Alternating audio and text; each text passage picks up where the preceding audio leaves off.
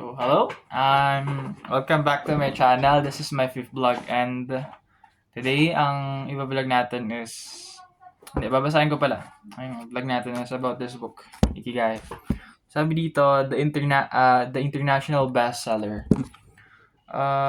Yeah. So, I hope mag-enjoy ako at kayo. So, ayan. Simulan na natin. Well, first page. Okay. The first page is all about the authors. Okay. So, sabi dito, yung Ikigai daw, the book came into being on a rainy night in Tokyo and hindi lang kasi isa yung author dito, kundi dalawa or tatlo. Ewan ko lang. Pero sabi dito, when it's authors, so two or more sat down together for the first time in a tiny city bar. So, ayun. Yeah. So, page na tayo. Ito. Okay. Ikigai, the Japanese secret to a long and happy life.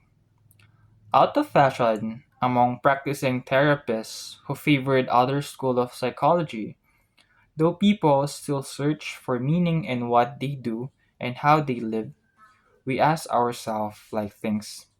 What is the meaning of life? Is the point just to live longer or should I seek higher purpose? Why do some people know what they want and have a passion for life, while others languish in confusion? Sabi dito, yung nagsusulat, sabi niya, may mga katanungan siya. Sabi dito, what is the meaning of life? Sabi niya pa dito, why do some people, bakit yung ibang tao, meron silang purpose, may passion sila, while others languish or, basta nabubuhay lang. Well, isa ka rin ba doon?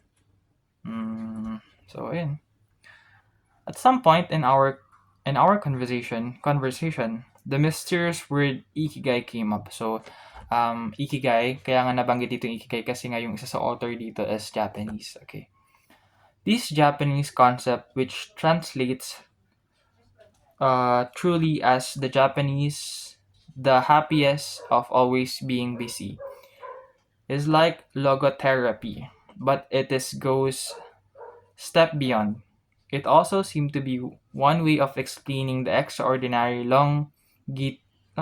longevity of Japanese, especially on the island of Okinawa, where there are 24.55 people over age of 100 for every 100,000 inhabitants for more than the global average. So sabi dito, the concept of ikigai. So the happiness of always being busy. Sabi pa niya dito, Ikigai explains the extraordinary longevity. So, in short, pamumuhay ng matagal.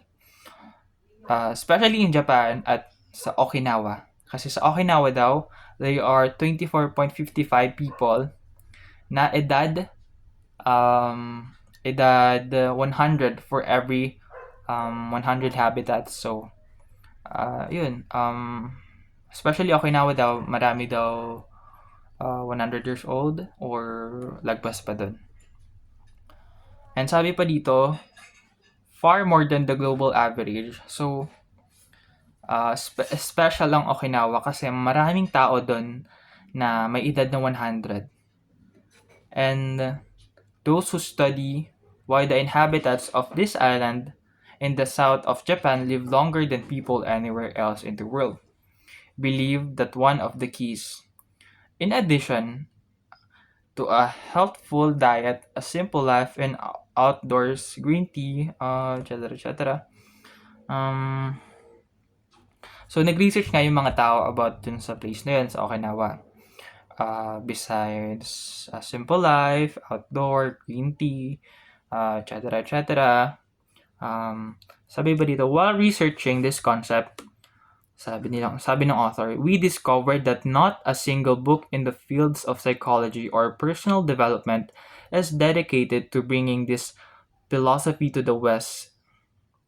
Is Ikigai the reason there are more centenarians in Okinawa than anywhere else? So, centenarians. So, when we say centenarians kasi, ito yung mga taong nabubuhay ng 100 years old. Okay, kasi centuries. When we say centuries, it is 100 years old. So, ayan. Okay. How does it inspire people to stay active until the very end? What is the secret to a long and happy life? So, ayan. What is the secret talaga of a long and happy life? Bibitinin ko muna kayo. And, ayan. Sunod na.